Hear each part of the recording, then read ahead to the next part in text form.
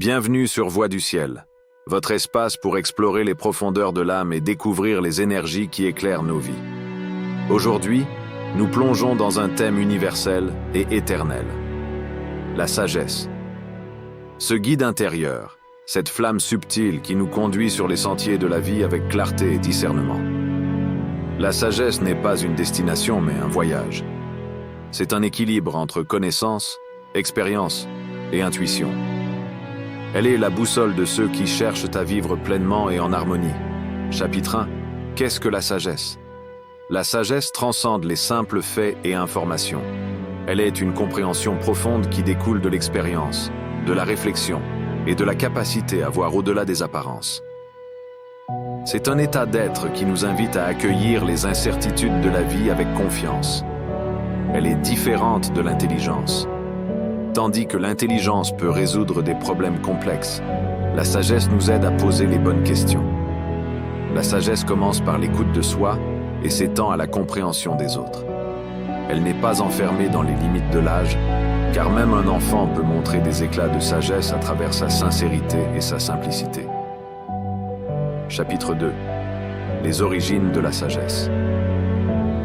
La sagesse trouve ses racines dans les traditions anciennes et les enseignements spirituels de toutes les cultures. Les sages de l'Orient et de l'Occident, des philosophies grecques aux enseignements bouddhistes, ont tous exploré la nature de la sagesse. Dans les écritures sacrées, la sagesse est souvent associée à la connaissance divine ou à une compréhension transcendante. Elle émane d'une connexion profonde avec le divin, mais aussi d'un enracinement dans la réalité humaine. Les mythes et les histoires nous rappellent que la sagesse n'est pas une qualité innée, mais un état à cultiver. Elle naît des épreuves, des échecs et des moments de réflexion silencieuse. Chapitre 3. Les fondements de la sagesse. La sagesse repose sur 3 piliers essentiels: l'humilité, la patience et l'amour. L'humilité, car elle nous permet de reconnaître nos limites et d'apprendre de chaque expérience. Elle nous rappelle que nous sommes toujours élèves dans cette vaste école qu'est la vie. La patience, car tout ce qui est précieux demande du temps pour émerger. La sagesse nous enseigne à attendre avec foi et confiance. L'amour, car c'est dans les relations que la sagesse trouve son expression la plus noble. Se connecter avec bienveillance aux autres nous enrichit et nous guide. Ces 3 piliers nous permettent de naviguer dans la vie avec grâce et équilibre. Ils sont les fondations solides sur lesquelles repose une existence sage. Chapitre 4. La sagesse et les émotions humaines. La sagesse ne cherche pas à éviter les émotions, mais à les comprendre et les transformer. Elle nous invite à accueillir nos peurs, nos colères et nos tristesses comme des enseignants. Par exemple, la colère, lorsqu'elle est observée avec sagesse, peut révéler des besoins profonds non satisfaits. La tristesse peut être un pont vers une compréhension plus profonde de notre humanité. En pratiquant la sagesse, nous apprenons à ne pas réagir de manière impulsive, mais à répondre avec conscience. Chapitre 5. La sagesse dans notre quotidien. La sagesse n'est pas réservée aux sages des montagnes ou aux moines des monastères. Elle vit dans les gestes simples et les choix que nous faisons chaque jour. C'est dans les moments de doute que la sagesse se révèle. Choisir le pardon au lieu de la rancune, la compréhension au lieu du jugement, la gratitude au lieu de la plainte. En cultivant la sagesse dans notre quotidien, nous devenons des phares pour les autres. Chaque action empreinte de sagesse inspire et élève ceux qui nous entourent. Chapitre 6. Comment cultiver la sagesse? Voici quelques pratiques pour nourrir votre sagesse. La méditation. La méditation quotidienne apaise l'esprit et favorise une introspection profonde. Elle permet de distinguer les distractions mentales des vérités essentielles. Commencez par quelques minutes chaque matin, en respirant calmement et en observant vos pensées sans jugement. Des techniques comme la pleine conscience, mindfulness, ou la méditation transcendante peuvent être particulièrement efficaces. La lecture.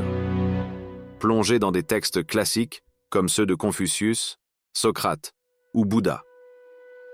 Ces enseignements intemporels offrent des perspectives uniques sur la nature humaine. Explorez aussi les œuvres contemporaines en psychologie et spiritualité, qui adaptent les anciennes sagesses aux réalités modernes. La réflexion. Tenez un journal pour consigner vos pensées et vos apprentissages quotidiens. Cela vous aide à tirer des leçons de vos expériences et à suivre votre évolution personnelle. Posez-vous régulièrement des questions profondes. Qu'est-ce que cette situation m'a appris? Ou comment puis-je répondre avec plus de sagesse? L'écoute. La vraie écoute va au-delà des mots. Elle implique une présence totale et une ouverture du cœur. Lorsque vous écoutez, mettez de côté vos jugements et vos préjugés. Échangez avec des personnes d'horizons variés. Leurs perspectives enrichiront votre propre vision du monde. L'observation de la nature. Passez du temps en plein air. Immergez dans la nature. Observez comment chaque élément trouve son harmonie dans le cycle naturel de la vie. La croissance lente d'un arbre ou le flux constant d'une rivière peuvent enseigner des vérités profondes sur la patience et l'équilibre. Chaque jour offre une opportunité de grandir en sagesse. Soyez attentifs à vos choix et aux leçons que la vie vous offre. Chapitre 7. Les obstacles à la sagesse. Malgré notre aspiration à la sagesse, des obstacles peuvent se dresser sur notre chemin. L'orgueil. Penser que nous savons tout nous empêche d'apprendre et d'écouter. L'orgueil nous rend sourds aux conseils et fermés aux perspectives différentes. En reconnaissant que chaque être a quelque chose à enseigner, nous surmontons cet obstacle. La peur. La peur, sous ses multiples formes, paralyse notre capacité à agir avec discernement. Que ce soit la peur de l'échec ou celle de l'inconnu, elle réduit notre champ de vision. Cultiver le courage et la confiance nous permet de dépasser cette barrière. Les distractions. Dans un monde surchargé de stimulation, les distractions nous détournent de l'essentiel. Les médias sociaux, les préoccupations matérielles ou les attentes extérieures peuvent devenir des obstacles majeurs à la réflexion profonde. Pratiquer la déconnexion et fixer des priorités est essentiel pour se recentrer sur ce qui compte vraiment. Les jugements hâtifs. Les jugements précipités nous empêchent d'appréhender la complexité des situations. Adopter une posture d'ouverture et de curiosité peut transformer nos interactions et enrichir nos perspectives. Identifier ces obstacles est le premier pas pour les surmonter. La sagesse n'est pas l'absence d'obstacles, mais la capacité à les transformer en opportunités d'apprentissage. En surmontant ces défis, nous renforçons notre connexion à nous-mêmes et aux autres. Chapitre 8. La sagesse collective. La sagesse n'est pas seulement individuelle, elle est aussi collective. Les sociétés qui valorisent le dialogue, l'écoute et la coopération créent un terreau fertile pour la sagesse. Premier, le dialogue.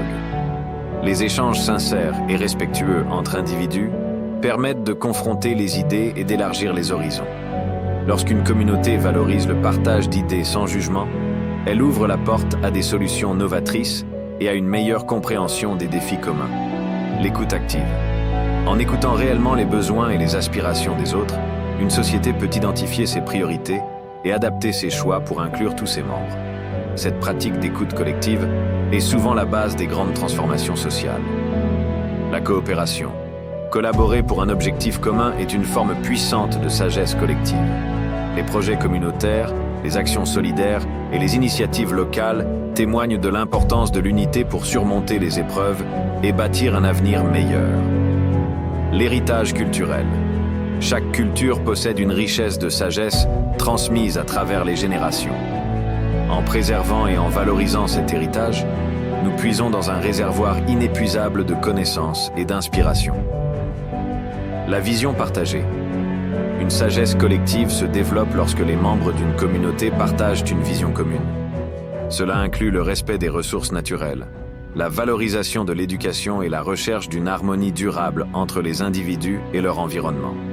En cultivant cette sagesse collective, nous créons des sociétés résilientes, capables de prospérer face aux défis et de construire un avenir plus éclairé pour tous. Conclusion.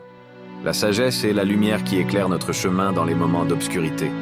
Elle nous enseigne à vivre pleinement, à aimer sincèrement et à agir avec discernement. Dans un monde souvent marqué par la confusion et la précipitation, elle est l'encre qui nous stabilise et nous inspire. Que ce soit à travers la méditation, le dialogue ou les gestes simples de la vie quotidienne, chacun de nous a le pouvoir de cultiver la sagesse et de la transmettre autour de lui. Merci de nous avoir rejoints aujourd'hui sur Voix du Ciel. Si ce voyage vous a inspiré, abonnez-vous à notre chaîne et partagez cette vidéo avec vos proches. Ensemble, continuons à explorer les mystères de la vie et à illuminer notre chemin. À très bientôt, et que la sagesse guide vos pas.